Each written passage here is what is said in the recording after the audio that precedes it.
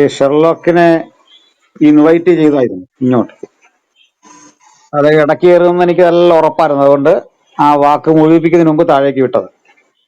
അദ്ദേഹത്തിന് ആവശ്യമുണ്ടെങ്കിൽ നമ്മൾ ഇൻവൈറ്റ് ചെയ്യാം, കയറി വരാം, ബുദ്ധിമുട്ടില്ല. ഹാൻഡ് റൈസ് ചെയ്തോളൂ, ഒരു നെല്ല് അവസരം കൊടുത്ത് തരാം. തല്ലി മേടിക്കാൻ വരുന്ന ടീംസ് ആണ് അതൊക്കെ. നെല്ല് കൊടുത്ത് തല്ലി അതെ മേടിക്കാൻ. അതെ അതെ. അതിനകത്തെ ഒരു കാര്യം പറയാനുള്ളത്, നിങ്ങൾക്ക് സ്വന്തം ഒരു വാക്ക് ഉപയോഗിച്ചിട്ട് ഞങ്ങളെ ആക്ഷേപിക്കുക. ഞാൻ പറഞ്ഞ അതേ വാക്കുകൊണ്ട് തിരിച്ചു പറയാം. ലിംഗം കൊണ്ട് ചിന്തിക്കുന്നത് മുഹമ്മദാണ്, അതിന്റെ കാരണമില്ലേ? എന്നിട്ട് അത് ഞങ്ങളെ പേര് ആക്ഷേപിക്കുകയാണോ? നിങ്ങൾ സ്വന്തം ഒരു വാക്ക് പറയാനുള്ള ത്രാണി പോലും ഇല്ലേ? ഒരാക്ഷേപം ഉന്നയിക്കുമ്പോൾ മറ്റേതെങ്കിലും രൂപത്തിൽ നിങ്ങൾക്ക് സ്വന്തം ഒരാശയവിലും വരട്ടെ. അതിന് പോലും ഞങ്ങൾ ക്ലാസ് എടുക്കണം. ഞങ്ങൾ നിങ്ങളെപ്പറ്റി വസ്തുതകൾ നിരത്തി പറഞ്ഞ കാര്യമാണ്. മുഹമ്മദ്, നിങ്ങളുടെ വിശ്വാസം മനുഷ്യനെ തലച്ചോറ് കൊണ്ട് ചിന്തിക്കേണ്ടതിന് പകരം ജനനേന്ദ്രിയം കൊണ്ട് ചിന്തിക്കാൻ പ്രേരിപ്പിക്കുന്നു. ഇത് ഞാൻ വെച്ചൊരു ആശയമാണ്. ഇത് ഞാൻ ഇങ്ങനെ വീഡിയോ പുറത്തിറക്കിയിരിക്കുക. അതേ വീഡിയോ കിടക്കുന്നു. MM അക്ബറുടെ വൈകൃത ലൈംഗിക ശാസ്ത്രം. അതിൽ ഞാൻ കൃത്യം വെച്ച ആരോപണമാണ്. അതേ ആരോപണം എന്റെ തലമേൽ വെക്കുമ്പോൾ നിങ്ങൾക്ക് അതിന് തെളിവ് വേണ്ടേ? അല്ല ചുമ്മാ പറഞ്ഞാൽ ഉത്തരവാകൂ?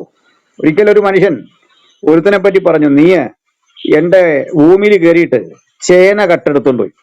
അപ്പൊ ആ മനുഷ്യൻ തിരിച്ചു പറഞ്ഞു, നീ കഴിഞ്ഞ ആഴ്ച എന്റെ ചേരയെ കട്ടെടുത്തില്ലേ? നീ ചേനയും ചേരയും തമ്മിൽ ബന്ധമുണ്ടോ? അപ്പൊ നിങ്ങൾക്ക് ഒരു കാര്യം പറയുമ്പം ഇതിനും കോപ്പി അടിക്കണം. ബൈബിളിലെ ആശയങ്ങൾ കോപ്പി അടിച്ചു, മജൂസികളുടെ ചിന്തകൾ കുറെ കോപ്പി അടിച്ചു, മോസസ് എന്ന് പറയുന്നതിന്റെ പ്രവാചകനെ മൂസ എന്ന് പറഞ്ഞ് പേര് മാറ്റിയിട്ടു. അപ്പോൾ തന്നെ ഗബ്രിയേലിന്റെ പേര് മാറ്റിയിടാൻ പറ്റിയില്ല, അതുകൊണ്ട് അറബി പേര് കിട്ടിയില്ല.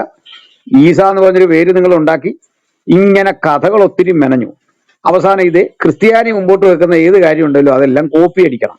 നിങ്ങൾക്ക് കോപ്പി അടിച്ചേ ജീവിക്കാൻ പറ്റുള്ളൂ. നിങ്ങൾ ഒരാരോപണം ഉന്നയിക്കുമ്പോൾ നിങ്ങളുടേതായ ഒരു വസ്തുതയെങ്കിലും ഉപയോഗിച്ചുകൊണ്ട് ആരോപണം ഉന്നയിക്കും. അതവിടെ. രണ്ട്, ഞങ്ങളിത് പറയാൻ കാരണമുണ്ട്. നിങ്ങളൊന്ന് ആലോചിച്ച് നോക്കിയേ. മറിയത്തിന്റെ ഫർജിലൂതുന്ന അള്ളാഹു, തുണി അഴിച്ചു മാറ്റിയിട്ട് വന്നയാള് ദൂതനാണോ എന്ന് കണ്ടുപിടിക്കുന്ന ഖദീജ, മരുമകൾ കുളി കഴിഞ്ഞ് വരുമ്പോ കൺട്രോൾ കിട്ടാതെ പോകുന്ന മുഹമ്മദ്, 6 വയസ്സുകാരിയെ കണ്ടപ്പോ പണ്ടേ ഇത് ദർശനത്തിൽ കണ്ടു, അതുകൊണ്ട് ഇവളെ വേണം എന്ന് പറയുന്ന മുഹമ്മദ്, മുട്ടിലിഴയുന്ന കുട്ടിയെ കണ്ടപ്പോൾ ഇവള് പ്രായമാകുമ്പോ ഞാൻ കല്യാണം കഴിക്കുമെന്ന് പറയുന്ന മുഹമ്മദ്, ജയിലിന്റെ പുത്രിയെ കണ്ടപ്പോ അവളോട് ശരീരദാനം ചോദിക്കുന്ന മുഹമ്മദ്, യുദ്ധത്തിന് പോകുന്ന സമയത്ത് വാഹനത്തെ മാറ്റിക്കളഞ്ഞു എന്ന് പറയുന്ന ഉമർ. എന്താ സുഹൃത്തെ ഇത്? വല്ല മാന്യതയുള്ള ഒരാളെങ്കിലും നിങ്ങളുടെ കൂടെ ഉണ്ടോ?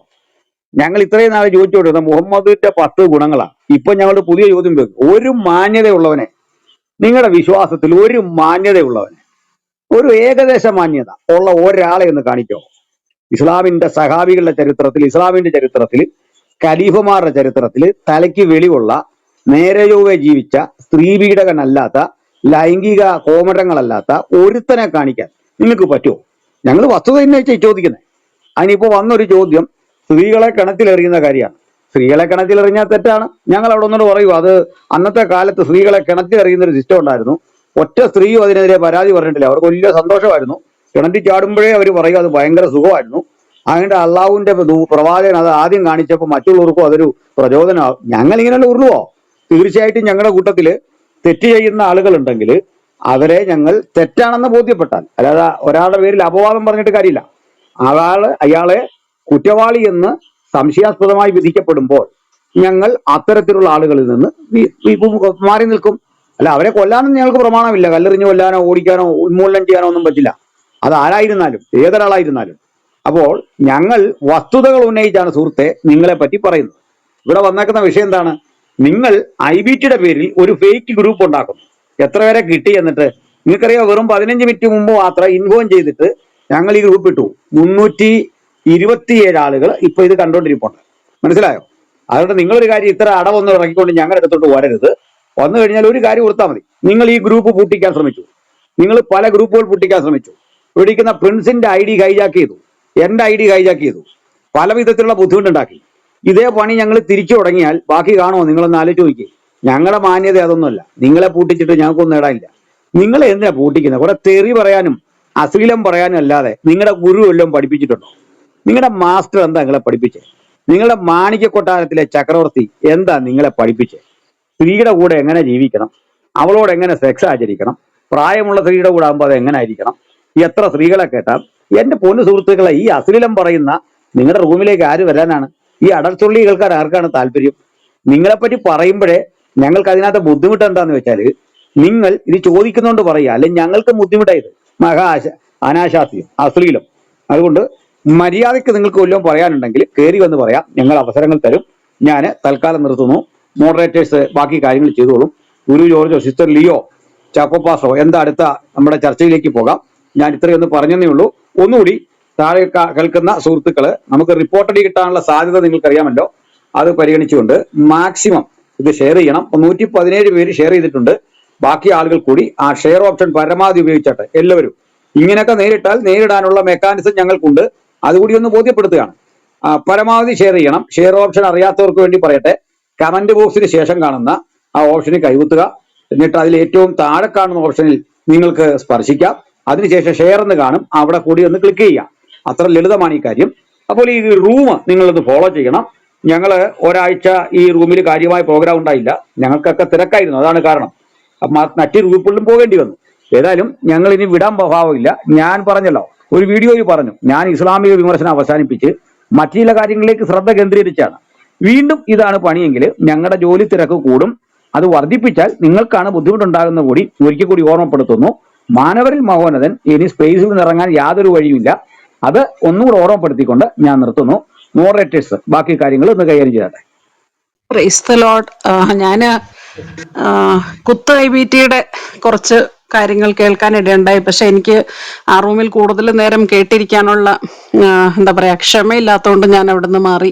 പിന്നെ നമുക്ക് വേറെ റൂംസ്, പ്രെയർ റൂംസും ത്രിത്വത്തിന്റെ ക്ലാസ് ഒക്കെ ഉള്ളതുകൊണ്ട് ഞാൻ മാറി. പക്ഷെ ഒന്ന് രണ്ട് കാര്യങ്ങൾ ഞാൻ അവിടെ കേട്ടത് എനിക്ക് വളരെ പരിതാപകരമായിട്ടാണ് തോന്നിയത്. പിന്നെ ഞാനിങ്ങനെ ചിന്തിച്ചു, പലപ്പോഴും നമ്മുടെ കൊടിത്തോട്ടം പാസ്റ്റർ ഇങ്ങനെ പറയാറുണ്ട്, എന്താ എനിക്ക് തോന്നുന്നു പഴയ ഒരു കേരളത്തിലെ കൃഷ്ണൻകുട്ടി എന്ന് പറയുന്ന ഒരു ദേവദാസനാന്ന് തോന്നുന്നു, ഇതെല്ലാം ഒന്ന് ക്രമീകരിച്ച് ഞങ്ങൾ തരാമെന്ന് പറഞ്ഞൊരു ഓഫർ കൊടുത്തിട്ടുണ്ടായിരുന്നു എന്ന്. അത് എൻ്റെ ഓർമ്മ ശരിയാണെങ്കിൽ അങ്ങനെ ഞാൻ കേട്ടിട്ടുള്ളത്. സത്യം പറഞ്ഞാല് ഞാന് ഇത് എന്റെ ക്യൂരിയോസിറ്റി കൊണ്ട് ഏകദേശം 1 വർഷം ഇതൊക്കെ കേൾക്കാൻ തുടങ്ങിയിട്ട്. അപ്പൊ ഞാനൊന്ന് ഈ ഖുർആൻ ഒന്ന് എടുത്ത് വായിച്ചു നോക്കി, ഓൺലൈനിലുള്ള ഒരു ഇംഗ്ലീഷ് തർജിമ.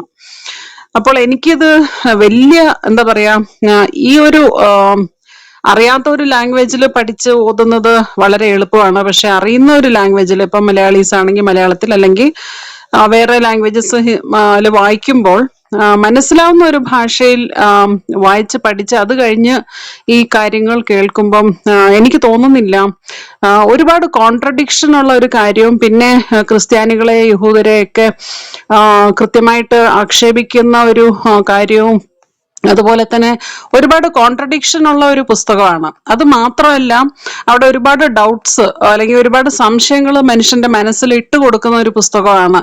ഒന്നിനും ഒരു ഉത്തരമില്ല. അതെല്ലാവരും പറയും, ഞാൻ ദവാപ്രവർത്തകർ നമ്മുടെ റൂംസിലൊക്കെ വരുമ്പോൾ പറയും, നിങ്ങൾ അടർത്തി എടുത്തു അല്ലെങ്കിൽ ഹദീസ് ഔട്ട് ഓഫ് കോണ്ടെക്സ്റ്റ് ചെറി പിക്ക് ചെയ്ത് കോട്ട് ചെയ്തെന്നൊക്കെ പറയുന്നുണ്ട്. പക്ഷെ ഇതിന് പൂരകമായിട്ടുള്ള വേറൊരു അല്ലെങ്കിൽ ഇതിനെ കറക്റ്റ് ചെയ്ത് അവർ കൊണ്ടുവരുന്നത് അവരുടെ പണ്ഡിതരായാലും കണ്ടിട്ടില്ല. പല ഡിബേറ്റ്സും വെല്ലുവിളിച്ച് തന്നെ നല്ല രീതിയിൽ നമ്മുടെ എന്താ പറയാ മെയിൻ സ്ട്രീമിൽ നിൽക്കുന്ന അപ്പോളജിസ്റ്റും പോളമിസ്റ്റ് ആയിട്ടുള്ള സഹോദരങ്ങൾ, ദേവദാസന്മാര്, ഇപ്പം എനിക്കറിയാം ഒരുപാട് പേര് ഹദീസുകളൊക്കെ നമ്മൾ വായിക്കുമ്പോൾ ചില റെഫറൻസസ് ഒക്കെ നമ്മൾ നോക്കുമ്പം കയ്യിൽ പ്രിന്റഡ് ആയിട്ടുള്ള സഹി ബുക്കാരിയോ അല്ലെങ്കിൽ ഇങ്ങനെയുള്ള, അല്ലെങ്കിൽ സുനാൽനിസ ഇങ്ങനെയുള്ള ഓരോ റെഫറൻസ് കൊടുക്കുമ്പോൾ നമ്മൾ അങ്ങോട്ട് കയറി നോക്കുമ്പം sunna.com അതില്ല. അതിന് പകരം പലയിടത്തും നമ്മൾ ഈ ചാപ്റ്റേഴ്സ് തന്നെ വായിക്കാൻ വേണ്ടിയിട്ട് ഞാനൊക്കെ ഒരു കുറച്ച് ശതമാനം ഹദീസുകൾ 1 by 1 സീരീസ് ആയിട്ട് ഒരു മീനിങ് ഉണ്ടാവുക. നമ്മൾ ചെറി പിക്ക് ചെയ്യണ്ടല്ലോ, നമ്മൾ അറ്റ്ലീസ്റ്റ് ഒരു കേഴ്സറി റീഡിങ് ചെയ്യാന്ന് പറഞ്ഞ് നോക്കുമ്പം നമുക്ക് എവിടെയും തുടർച്ചയായിട്ട് ആ ഒരു പെർട്ടിക്കുലർ ടോപ്പിക്കിൽ നിന്നുകൊണ്ട് തന്നെ വേറെ എന്തെങ്കിലുമൊക്കെ ആയിരിക്കും. ഇപ്പൊ ഫെയ്ത്തിനെ കുറിച്ച് വരുമ്പോൾ അവിടെ വേറെ എന്തെങ്കിലുമൊക്കെ കടത്തി വെച്ചിരിക്കുന്നതാണ്. അപ്പൊ എന്താ ഇങ്ങനെയെന്ന് നമുക്ക് മനസ്സിലാവില്ല. പിന്നെ പല സ്ഥലത്തും ആ ഹദീസുകൾ മാറ്റിയിട്ട് ആ നമ്പറിൽ, അപ്പൊ കുറെ കഴിയുമ്പോൾ ഞാനിങ്ങനെ ചിന്തിക്കുകയാണ്, ഇങ്ങനെ പോയി ക്രിസ്ത്യൻ പ്രിൻസും എന്താ പറയാ അപ്പോളജിസ്റ്റ് ഒക്കെ ഇങ്ങനെ ഓരോ ഭാഷയിലുള്ളവരും ചെയ്ത് ഇവര് ഇത് ക്ലിയർ ചെയ്ത് അവസാനം ഈ നമ്പർ സെയിം ആണ്, ആശയങ്ങൾ സെയിം ആണെന്ന് അവസാനം ഇടേണ്ടി വരും. പിന്നെ ഒരു 20% ഓഫ് ഹദീസുകൾ മാത്രം വെക്കേണ്ടി വരും എന്ന് എനിക്കറിയില്ല. എനിവേ, നമ്മൾ ബൈബിളിലേക്ക് വരുവാണെങ്കിൽ ബൈബിൾ കോപ്പി അടിച്ച് തന്ന് ഒരു ട്രോളായിട്ട് പറഞ്ഞെങ്കിൽ പോലും ഇവിടെ എല്ലാവരും സഹോദരങ്ങൾ കൃത്യമായിട്ട് പറഞ്ഞു ഇത് ബൈബിള് കോപ്പി അടിച്ച് ഒരിക്കലും അല്ല. അതിന് പകരം ഹെററ്റിക് ആയിട്ടുള്ള കുറെ ഗോസ്പിൾസും അവിടെ ഉണ്ടായിരുന്ന ഫോക്ക് ലോഡ്സ്, പിന്നെ പല ഗോത്രങ്ങളിലെ കഥകളും സ്റ്റോറീസ്, ഇങ്ങനെയുള്ള കാര്യങ്ങളൊക്കെ ചേർത്തിട്ടുണ്ടാക്കിയിരിക്കുന്ന ഒരു കാര്യം നമുക്കറിയാം. ഞാൻ ഇന്നും കൂടി ഒരു ബൈബിൾ ആർക്കിയോളജിയുടെ ഒരു 6 ദിവസം മുമ്പത്തെ ഒരു 10 ഫീറ്റ് ടോളുള്ള, ഇത് ശരിക്കും ഈജിപ്തിലെ കൈറോയിലെ മ്യൂസിയത്തില്, ഈജിപ്ഷ്യൻ ആർക്കിയോളജിക്കൽ ഡിപ്പാർട്ട്മെന്റിലെ മെയിൻ മ്യൂസിയത്തിലുള്ള ഒരു വലിയൊരു ഫലകം. അതിൽ 10 ഫീറ്റ്, അത് കംപ്ലീറ്റ് ആയിട്ട് ബോത്ത് സൈഡ് ഒരു വലിയ കല്ല് ഫലകമാണ്. അതിന്റെ പേര് ഞാൻ മറന്നുപോകാം, അതുകൊണ്ട് എനിക്കത് പെട്ടെന്ന് ഓർമ്മ കിട്ടാത്തത്. അതിൽ എഴുതിയിരിക്കുന്നതില് അതിനെ ഡേറ്റഡ് 1400 ആ കാലഘട്ട ആണ്. അപ്പൊ ഇതിന്റെ ടൈം പീരീഡ് ഇവര് റെക്കോർഡ് ചെയ്യുമ്പോൾ എക്സാക്ട്ലി ജഡ്ജസിന്റെ കാലഘട്ടത്തിൽ വരുവാണ്. അപ്പൊ ഇവര് വേറെ 2-3 രാജ്യങ്ങളെ കുറിച്ച് കൃത്യമായിട്ട് അതിനിട്ടിരിക്കുന്ന ലോഗോ അവിടെ രാജാവ് ഉള്ളതിന്റെ തന്നെയാണ്. പക്ഷെ when it comes to Israel, ആദ്യമായിട്ട് the oldest reference in any plaques, ഇതൊരു വലിയൊരു ഹിസ്റ്റോറിക്കൽ പ്ലാക്ക് ആണ്, അതിനെ അംഗീകരിക്കാൻ പറ്റുന്ന അതാണ്. നമ്മൾ ഈ കാണുന്നതിൽ കൊടുത്തിരിക്കുന്ന കൃത്യമായിട്ട് ഇസ്രായേല് എന്നുള്ള റെഫറൻസ് ആദ്യമായിട്ടാണ്. അവിടെ കൊടുത്തിരിക്കുന്നത് രാജാവിന്റെ ചിഹ്നമല്ല, അതിന് പകരം അവര് ലീഡേഴ്സിനെ. അപ്പൊ ജഡ്ജസിൽ നമുക്കറിയാം അവിടെ ആരാണ്, ഇസ്രായേൽ ജനാംഗത്തിന് മാത്രം അന്ന് രാജാവില്ല, അങ്ങനെയുള്ളൊരവസ്ഥയാണ്. അപ്പം ഞാനൊരു ഉദാഹരണമായിട്ട് ജസ്റ്റ് പറഞ്ഞതേ ഉള്ളൂ. അപ്പൊ ബൈബിൾ ആർക്കിയോളജിക്കലി ഇറ്റ് ഈസ് എന്താ പറയാ ആങ്കേർഡ് ആണ്. നിങ്ങൾക്ക് archaeological factors, historical factors, biblical ക്യാരക്ടേഴ്സിന് ഉള്ള എക്സ്ട്രാ ബിബ്ലിക്കൽ സോഴ്സസ്, ഇങ്ങനെ പല കാര്യങ്ങളും. അത് മാത്രമല്ല ഈ കോണ്ടംപററി വേൾഡിൽ നിങ്ങൾക്ക് ഒരുപാട് കാര്യങ്ങൾ പ്രൂവ് ചെയ്യാനും ബിബ്ലിക്കൽ എന്താ പറയാ കാര്യങ്ങളെ നമുക്കറിയാം. ബൈബിൾ കമന്ററീസ് തന്നെ എത്രമാത്രം കൺസിസ്റ്റൻസി അല്ലെങ്കിൽ കോൺഗ്രുവൻസി ഉണ്ട്. അവിടെ എല്ലാം ഇങ്ങനെയുള്ള കാര്യങ്ങൾ കിടക്കുവാണ്. ഇതൊന്നും മാനിക്കാതെ ഇവർ ഇന്നും എന്ന് പറയുമ്പോൾ ഇവര് ദാവാക്കാരുടെ കയ്യിൽ നിന്ന് കിട്ടുന്ന വാട്സപ്പ് യൂണിവേഴ്സിറ്റിയിലോ അല്ലെങ്കിൽ ഗ്രൂപ്പ്സിൽ കിട്ടുന്ന ചില ചോദ്യങ്ങൾ കൊണ്ടുവന്നിട്ട് ഇത് ഇടുകയും എന്നിട്ട് ഇതിനൊരു വെയിൻ എഫേർട്ടാണ് നടത്തുന്നത്. ശരിക്കും തുടക്കത്തിൽ നമുക്ക് വളരെ വിഷമമൊക്കെ തോന്നുവാണെങ്കിലും ഇപ്പൊ നമുക്ക് എന്താ പറയാ ഇതൊരു പരിഹാസകരമായിട്ടാണ് തോന്നുന്നത്.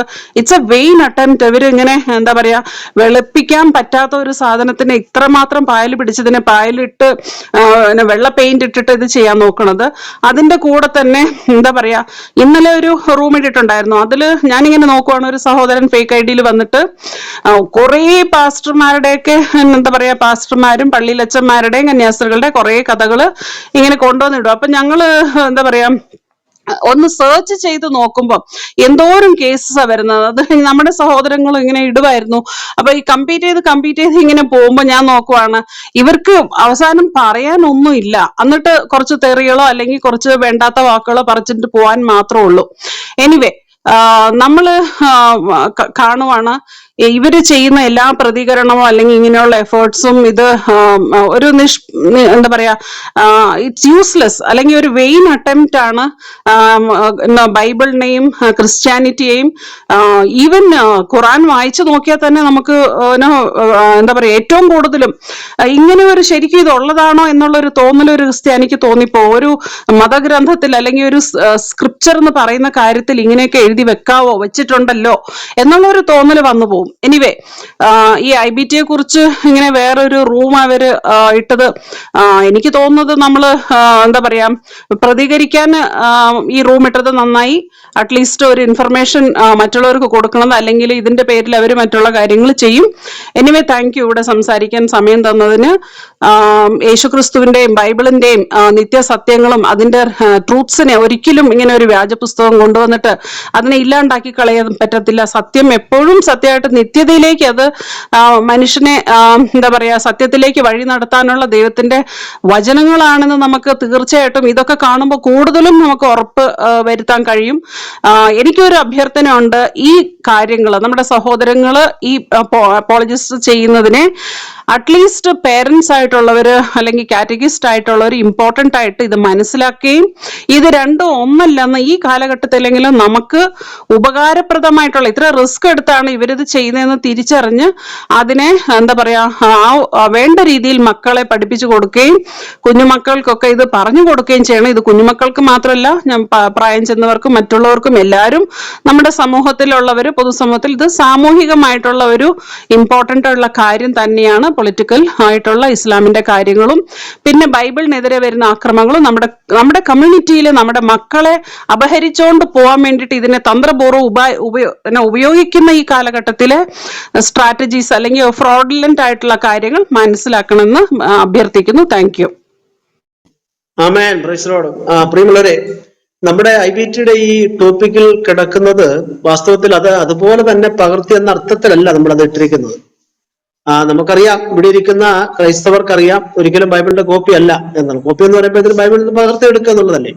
ഒരിക്കലും അങ്ങനെയല്ല. എന്നാൽ മുഹമ്മദിന്റെ ഗോത്രദേവനായ അള്ളാഹുവിനെ ഒരു ഏകദൈവമാക്കുവാൻ, സൃഷ്ടാവാക്കുവാനായിട്ട് പ്രചോദനം നൽകുന്നത് യഹൂദ ക്രൈസ്തവ വിശ്വാസത്തിൽ അടങ്ങിയിരിക്കുന്നതായ ഏകദൈവ വിശ്വാസമാണ്. അത് ബൈബിൾ സ്വാധീനിച്ചിട്ടുണ്ട്. ആ അർത്ഥത്തിൽ ബൈബിളിൽ ചില കാര്യങ്ങൾ അദ്ദേഹം സാംശീകരിച്ചെടുത്തിട്ടുണ്ടെന്നല്ലാതെ ബൈബിളിന്റെ കോപ്പി അല്ല ഖുർആൻ. അപ്പൊ അത് ഞാൻ ഒന്ന് ഓർപ്പിച്ചതേ ഉള്ളൂ. തീർച്ചയായിട്ടും ബൈബിളിൽ നിന്നും ചില വസ്തുതകൾ അദ്ദേഹം സാംശീകരിച്ചെടുത്തിട്ടുണ്ട്, വികലമാക്കിയിട്ടുണ്ട്. പഴയ പുതിയ നിയമഗ്രന്ഥങ്ങളിൽ ചില വാക്യങ്ങൾ അദ്ദേഹം എടുത്തിട്ട് അതിനകത്ത് അദ്ദേഹം വേറെ ചില കൃത്രിമം കൂടെ കാണിച്ച് ചില രീതിയിൽ അദ്ദേഹം ആയത്തായിട്ട് അവതരിപ്പിച്ചിട്ടുണ്ട്. ഞാൻ ഒരു വാക്യം ഒന്ന് സൂചിപ്പിക്കാം, കാരണം ഇത് ടൈറ്റിൽ കിടക്കുന്നത് കണ്ടാലും തെറ്റിദ്ധരിക്കരുത്. സൂറത്തുൽ ബഖറ 255 പറയുന്നത് ഇങ്ങനെയാണ്: അവനല്ലാതെ ദൈവമില്ല, എല്ലാറ്റിനെയും പരിപാലിക്കുന്നവൻ, മയക്കമോ ഉറക്കമോ അവനെ ബാധിക്കുകയില്ല. ഇത് ബൈബിളിൽ നിന്ന് അദ്ദേഹത്തിന് ലഭിച്ച ഇതെവിടെയാണ് കിടക്കുന്നത്? ഇത് 121 സങ്കീർത്തനം 4-ാമത്തെ വാക്യത്തിലാണ്. അവിടെ പറയുന്നത് ഇസ്രായേലിന്റെ പരിപാലകൻ മയങ്ങയില്ല, ഉറങ്ങല. അപ്പം ദൈവം മയങ്ങയില്ല, ഉറങ്ങയില്ല എന്നുള്ളതായ ആ ഒരു ചിന്ത ഈ മുഹമ്മദിന് കിട്ടുന്നത് മുഹമ്മദിന്റെ വിഗ്രഹദേവനായ അള്ളാഹുവിന്റെ മേൽ ചാർത്താനായിട്ടുള്ള പ്രചോദനവും ബൈബിളാണ്. മനസ്സിലായോ? അപ്പൊ ആ അർത്ഥത്തിലാണ് ഇത് വെച്ചിരിക്കുന്നത്, അല്ല ബൈബിളിന്റെ കോപ്പി അല്ല ഖുർആൻ എന്ന് ദയവായിട്ട് ഇതിനെ സംബന്ധിച്ച് ഗ്രാഹ്യമില്ലാത്തവരത് മനസ്സിലാക്കണമെന്ന് വിനീതമായി അപേക്ഷിക്കുകയാണ്. Okay, thank you. നമുക്കിനി സുഭാഷ് ബാസിലേക്ക് പോവാം. ഹലോ, ഞാനാണ്. അതെ അതെ അതെ, അപ്പൊ സംസാരിച്ചോ?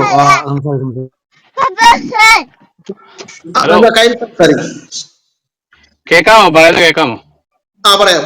പറയൂ. ആക്ച്വലി പറഞ്ഞാല് ഞാൻ ഈ ഒരു റൂമിന്റെ കാര്യം കുത്ത് IBT എന്നും പറഞ്ഞുകൊണ്ട് ഇങ്ങനെ കേട്ട സമയത്ത് ഞാനിങ്ങനെ ചിന്തിച്ചു, ഇതെന്താണ് ഇത് ഇങ്ങനെ സംഭവം എന്ന്. അപ്പൊ നമ്മളീ ചില കാര്യങ്ങൾ കാണുമ്പോ ഈ കുത്തുകോലായെ പറ്റി ഗുരു ബ്രദറൊക്കെ പറയുകയും ചെയ്തു. പക്ഷെ അതുപോലെ തന്നെ ഈ ഫേസ്ബുക്കിലൊക്കെ ആളുകൾ ഇങ്ങനെ ട്രോളായിട്ടൊക്കെ ഇങ്ങനെ പറയും കുത്തുനബി എന്നൊക്കെ മുത്തുനബിയെ മാറ്റിയിട്ടുണ്ട്. അപ്പൊ ഈ കുത്തെന്താണ് ഇത്ര പ്രിയം? ഇത് കണ്ടപ്പോഴൊക്കെയാണ് മനസ്സിലായത് എന്താണ് ഇങ്ങനെ വന്നത്. അതാദ്യമേ ജസ്റ്റ് ഒരു പാസിംഗ് മാർക്കായിട്ട് പറഞ്ഞു പോട്ടെ. രണ്ടാമതെന്ന് പറയുന്നത്, ജിബോർ ബ്രദറോട് ഒരു ഡിസഗ്രിമെന്റ് ഉണ്ട്. ജിബോർ ബ്രദറോട് ഉണ്ടോ എന്ന് അറിയത്തില്ല. മുഹമ്മദിനെ പറ്റി ബൈബിളിൽ ഇല്ല എന്ന് പറഞ്ഞു.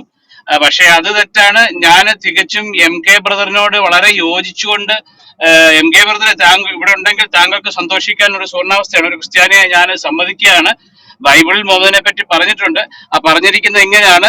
ഞങ്ങൾ അറിയിക്കുന്ന ഈ സുവിശേഷം ഞങ്ങളല്ല, സ്വർഗത്തിൽ നിന്നൊരു ദൂതൻ വന്ന് പറഞ്ഞു കഴിഞ്ഞാൽ അവൻ ശപിക്കപ്പെട്ടവനാവുന്നു പറയുന്നു. അപ്പൊ അങ്ങനെ മുഹമ്മദിനെ പറ്റി വളരെ കൃത്യമായിട്ടുള്ള ഒരു രേഖ ബൈബിളിനകത്ത് കൊടുത്തിട്ടുണ്ട്. അതുകൊണ്ട് MK താങ്കൾ പറഞ്ഞ വാദം വളരെ ശരിയാണ്, അത് അങ്ങനെ ഉണ്ട്. പക്ഷെ വചനം നിങ്ങൾ കോട്ട് ചെയ്ത് തെറ്റായിട്ടുള്ള വചനമാണെന്നേ ഉള്ളൂ. പക്ഷെ കറക്റ്റ് വചനം ഇതാണ്. അത്രയും പറഞ്ഞുകൊണ്ട് ഞാൻ നിർത്തുന്നു. Thank you. Okay, thank you. ഇനി അടുത്ത ലൈജു ബ്രദറുണ്ട്. ലൈജു ജോർജ് ബ്രദർ ഉണ്ടോ? ജാക്ക് സംസാരിച്ചാട്ടെ. സുഭാഷ് ബാസ് സംസാരിക്കുന്നു. സംസാരിക്കാൻ കിട്ടിയ കോളായിരുന്നു. ആയിക്കോട്ടെ, പറഞ്ഞു സംസാരിക്കും. Thank you pastor. എനിക്ക് ചാക്കോ പാസ്റ്ററോടാണ് സംസാരിക്കാനുള്ളത്. അതായത് ഈ ആത്മഹത്യ എന്ന് പറയുന്നത് സാധാരണ ഒരു ദൈവവിശ്വാസികൾക്ക് വരേണ്ട ഒരു കാര്യമില്ല. അപ്പോൾ പ്രത്യേകിച്ച് പ്രവാചകന്മാരായിക്കൊള്ളട്ടെ, നമ്മൾ അബ്രഹാം ആയിക്കൊള്ളട്ടെ, ഇസഹാക്ക് ആയിക്കൊള്ളട്ടെ, യാക്കോബ് ആയിക്കൊള്ളട്ടെ, ഇവരെല്ലാവരെ കുറിച്ച് നമ്മൾ പഠിച്ചു നോക്കുമ്പോൾ ഇവരെല്ലാവരും ഈ ഇസ്ലാമിന്റെ പ്രവാചകൻ എന്നാണ് പറയുന്നത്.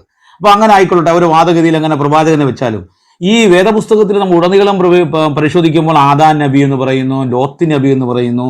ഇങ്ങനെ പ്രവാചകന്മാരെ ഒരു ഗണം തന്നെ നമുക്ക് കാണാൻ കഴിയും ഇസ്ലാമിന്റെ പഠനം അനുസരിച്ച്. അപ്പൊ ഇസ്ലാമിന്റെ പഠനം അനുസരിച്ച് ഈ മുഹമ്മദ് ഒരു പ്രവാചകനാണ്. അപ്പൊ ഞാൻ പറയുന്നത്, നമ്മൾ വേദപുസ്തകം പഠിച്ചു നോക്കുമ്പോൾ ഈ ഒരു നബിമാരും ഇങ്ങനെ ആത്മഹത്യക്ക് ശ്രമിച്ചതായിട്ട് നമുക്ക് വേദപുസ്തകത്തിൽ കാണാൻ കഴിയില്ല. ആത്മഹത്യക്ക് വേണ്ടി ശ്രമിച്ച, കാരണം അവരുടെ ജീവിതത്തിൽ വന്ന പ്രതിസന്ധികളായിക്കൊള്ളട്ടെ, കാഴ്ചപ്പാടുകളായിക്കൊള്ളട്ടെ, അത് ദൈവത്തിൽ വിശ്വസിച്ചുകൊണ്ട് ദൈവം അവരെ സഹായിക്കും എന്ന്. അതിനേക്കാൾ ഉപരി ഉൽപ്പത്തി പുസ്തകത്തിൽ പറയുന്നത് ഇങ്ങനെയാണ്, അവര് നിത്യമായ ഒരു ഭവനത്തെ, ഈ ഭൂമിയിലെ ശാശ്വതമായ ഭവനമല്ല, ദൈവം അവർക്ക് കൊടുക്കുന്ന നിത്യമായ ഭവനത്തെ സ്വപ്നം കണ്ടുകൊണ്ട് അവർ വിശ്വാസ യാത്ര ചെയ്തു. അബ്രഹാമിനെ പോലെ കുറിച്ച് അങ്ങനെയാണ് പറയുന്നത്. അപ്പൊ ഞാൻ പറഞ്ഞു ഒരു 2 കാര്യമുണ്ട്. അതിൽ ഒന്നാമത്തെ കാര്യം ആദ്യം ചോദിക്കാം, രണ്ടാമത്തെ കാര്യം പിന്നെ ചോദിക്കാം.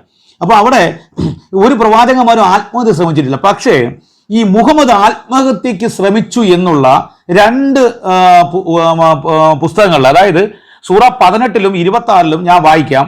ഈ 2 ഭാഗത്തും ആത്മഹത്യക്ക് ശ്രമിച്ച ഒരു മുഹമ്മദിനെ കാണാൻ കഴിയും. അപ്പൊ തികച്ചും ഈ ആത്മഹത്യക്ക് ശ്രമിച്ച മുഹമ്മദ്, ആ മുഹമ്മദിന്റെ പിന്നിലെ പ്രേരണ വസ്തു എന്താണ്?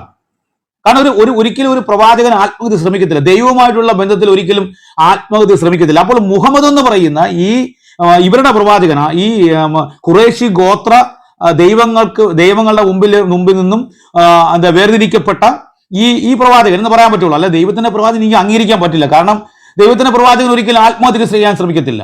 അപ്പോൾ ഇവിടെ ഈ ഇസ്ലാമിന്റെ പ്രവാചകൻ എന്ന് ഇവർ വിളിക്കുന്ന ഈ മുഹമ്മദ് ആത്മഹത്യക്ക് ശ്രമിച്ചതായി ഖുർആൻ പറയുന്നു. അതിന്റെ യഥാർത്ഥ സത്യം അറിയാൻ വേണ്ടി ഞാൻ പാസ്റ്ററോട് ചോദിക്കുന്നത്, അതായത് ഈ ഖുർആന്റെ 26-ാം അധ്യായം അതിന്റെ 3-ാം വാക്യത്തിൽ ഞാൻ വായിക്കാം.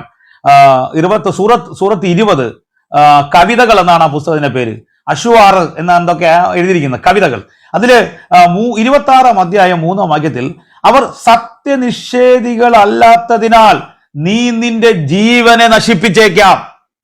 അപ്പോൾ അവർ 26-ന്റെ 3 അവർ സത്യവിശ്വാസികൾ അല്ലാത്തതിനാൽ നീ നിന്റെ ജീവനെ നശിപ്പിച്ചേക്കാം.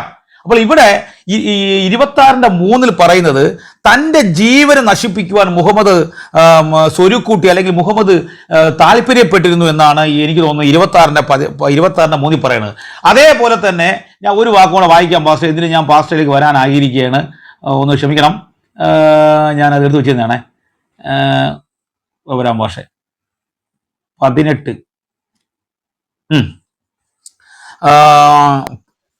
18-ന്റെ 6 അതെ ഒരു ഞാൻ വായിക്കാം പാഷ. 18-6 ഞാൻ വായിക്കാം പാഷ. 18-ന്റെ 6 18-6 പറയുന്നത്, ജനങ്ങൾ സത്യം സ്വീകരിക്കാത്തതിനാൽ മനംതൊന്ത് ഇങ്ങനെ ഇരിക്കുന്നത്, ഈ സന്ദേശത്തിൽ അവർ വിശ്വസിക്കാതിരിക്കുമ്പോൾ നബിയെ നീ ദുഃഖത്താൽ അവരുടെ പിന്നിൽ താങ്കളുടെ ജീവൻ അപകടപ്പെടുത്തിയേക്കാം. അപ്പോൾ ഈ മുഹമ്മദ് ആത്മഹത്യക്ക് ശ്രമിച്ചതായിട്ട് ഈ പുസ്തകം പറയുന്നു. അപ്പൊ തികച്ചും ആത്മഹത്യക്ക് ശ്രമിക്കാൻ മുന്നോട്ട് വന്ന ഈ മുഹമ്മദിന്റെ ആയത്തുകളാണ് പറയുന്നത്. അപ്പോൾ ഈ മുഹമ്മദ് നബി ഒരു ആത്മഹത്യ പ്രേരണ ഉള്ള ഒരു വ്യക്തിയായിരുന്നോ? ചോദ്യം മറുപടി അറിയാം. ബ്രദറെ, പിന്നെ സുഭാഷ് മാസ്റ്റർ 2 വാക്യമല്ല 3 വാക്യമുണ്ട് പുള്ളി ആത്മഹത്യക്ക് ശ്രമിച്ചു. ഒന്നുകൂടെ കൂട്ടിക്കോ. 35-ന്റെ 8 35-ന്റെ 8 പറയുന്നത്, കൊടു ദുഃഖത്താൽ നീ നിന്റെ ജീവൻ കളയേണ്ടതില്ല. അപ്പൊ ഇവിടെ ഈ 3 വാക്യത്തിലും മുഹമ്മദ് ആത്മഹത്യ ചെയ്യുമോ എന്ന് അള്ളാഹു പേടിക്കുക. മനസ്സിലാകുന്നുണ്ടോ? അതായത് 18-ന്റെ 6-ൽ പറയുന്നത്, ഈ സന്ദേശത്തിൽ അവർ വിശ്വസിക്കുന്നില്ലെങ്കിൽ അവരുടെ പിറകെ കടുത്ത ദുഃഖത്തോടെ നടന്നലഞ്ഞ് നീ ജീവൻ ഒടുക്കിയേക്കാം.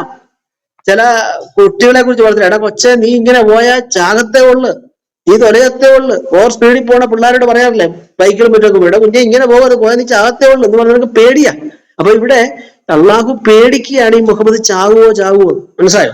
ഇതെന്തുകൊണ്ടാ സംഭവിച്ചെന്ന് ചോദിച്ചാൽ, അദ്ദേഹം ഒരു നല്ല മനുഷ്യനായിരുന്നു. ഖദീജ വിവാഹം കഴിച്ച് വീട്ടിൽ മാന്യമായ ഖദീജയുടെ വരുമാനം കൊണ്ട് ഉപജീവനം കഴിച്ചു പോയ ഒരാളായിരുന്നു. അല്ലമീൻ എന്നൊക്കെ അദ്ദേഹത്തെ വിളിച്ചിരുന്നെന്ന് ഇവര് പറയുന്ന ആ കാലഘട്ടത്തിൽ ഒരു പരിധിവരെ ശരിയാണ് ഖദീജ ആയിട്ടുള്ള ജീവിതത്തില്.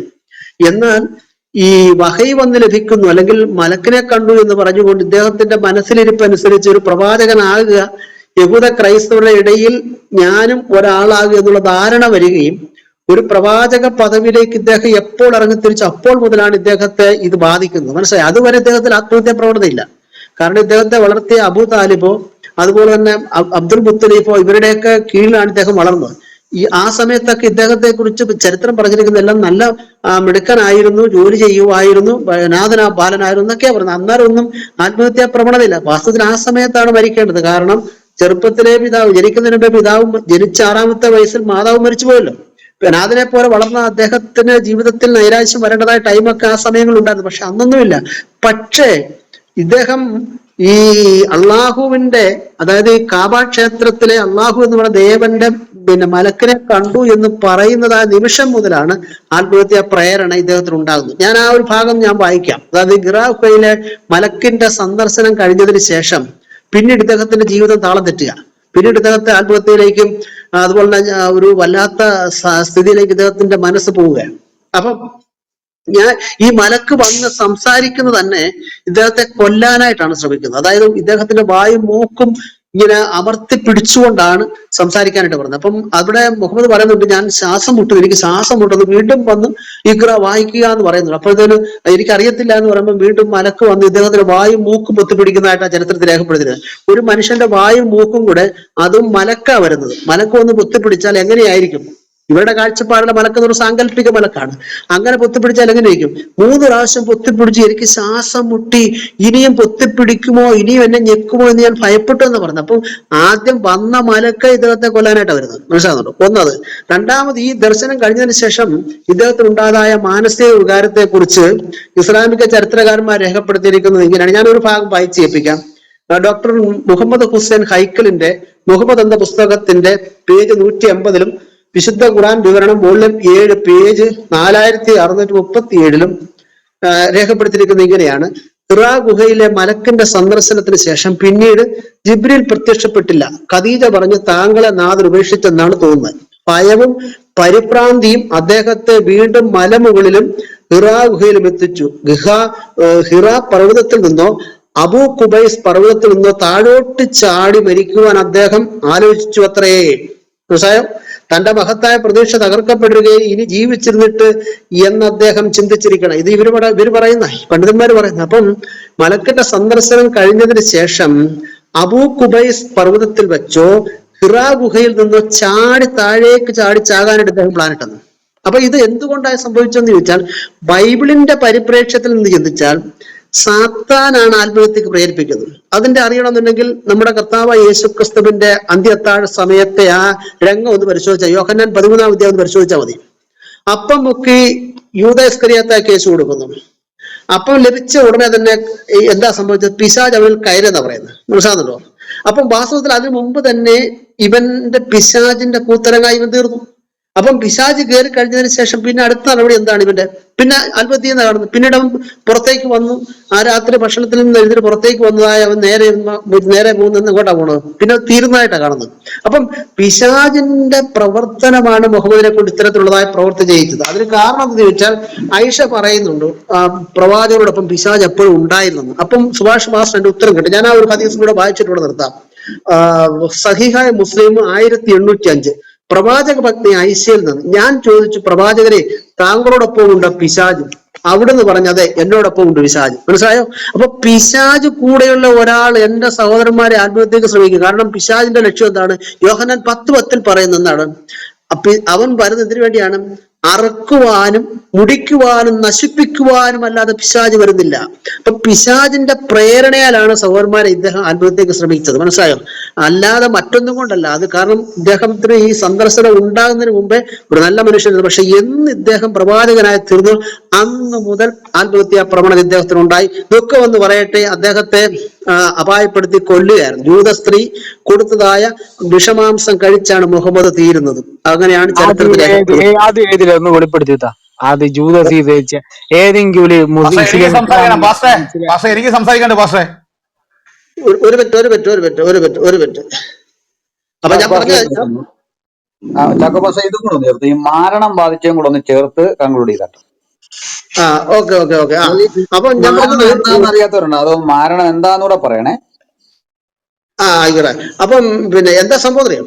അതായത് എന്നോടൊപ്പം തിരുമേനി അങ്ങയോടൊപ്പം പിശാജ് ഉണ്ടോ എന്ന് ചോദിക്കുമ്പോൾ എന്നോടൊപ്പം പിശാജ് ഉണ്ടെന്ന് മുഖം പറയുന്നത്. അപ്പൊ പിശാജ് ഒരുവനിൽ ഉണ്ടെങ്കിൽ പിശാജ് എന്ന് പറയുന്ന ശക്തി ഒരുവനെ ബാധിച്ചാൽ തീർച്ചയായിട്ടും ആത്മഹത്യയിലേക്ക് നയിക്കും. അത് ഞാൻ ജൂതയുടെ കാര്യം പറഞ്ഞത്. അപ്പകണ്ണം മുക്കി കിട്ടിയ ഉടനെ അപ്പകഷ്ണം കിട്ടിയ ഉടനെ പിശാജ് അവരിൽ പ്രവേശിച്ചു അടുത്ത സ്റ്റെപ്പ് മരിക്കുക. പിന്നെ ഒന്നും ജീവിച്ചിട്ടില്ല, കയറെടുത്തു അത് തൂച്ചാകുകയാണ്. അപ്പൊ ഇതാണ് മുഹമ്മദിനെ സംബന്ധിച്ച്. മുഹമ്മദിനെ സന്ദർശിച്ചതും മുഹമ്മദിനോട് ഈ വഹൈ പറയിച്ചതെല്ലാം തന്നെ സാത്താനാണ്. അത് കൃത്യമായിട്ട് ഹദീസുണ്ട്, ഞാൻ അങ്ങോട്ട് പോണില്ല, അത് വിശദീകരിക്കും. കാരണം മുഹമ്മദിന്റെ കൂടെ സാത്താൻ ഉണ്ടായിരുന്നെന്നും മുഹമ്മദ് സാത്താന്റെ സന്ദർശനം പല സന്ദർഭങ്ങളിലായിട്ട് മുഹമ്മദ് ഉണ്ടാകുകയും ചെയ്തു എന്ന് പറയുന്ന ദൃക്സാക്ഷിയുടെ ഹദീസ് വേറെ ഉണ്ട്. ഞാനത് അവിടെ കൊണ്ട് നിർത്തുകയാണ്. അപ്പൊ ഇതാണ് കാരണം. 3 പ്രാവശ്യം ആത്മഹത്യ ചെയ്യാൻ പോകുന്നതായിട്ട് അള്ളാഹു പേടിക്കുന്നു. കാരണം എന്തെന്ന് ചോദിച്ചാൽ മലക്കിന്റെ സന്ദർശനാനന്തരമാണ് ഇദ്ദേഹത്തിന്റെ മനസ്സും ജീവിതവും താളം തെറ്റുന്നത്.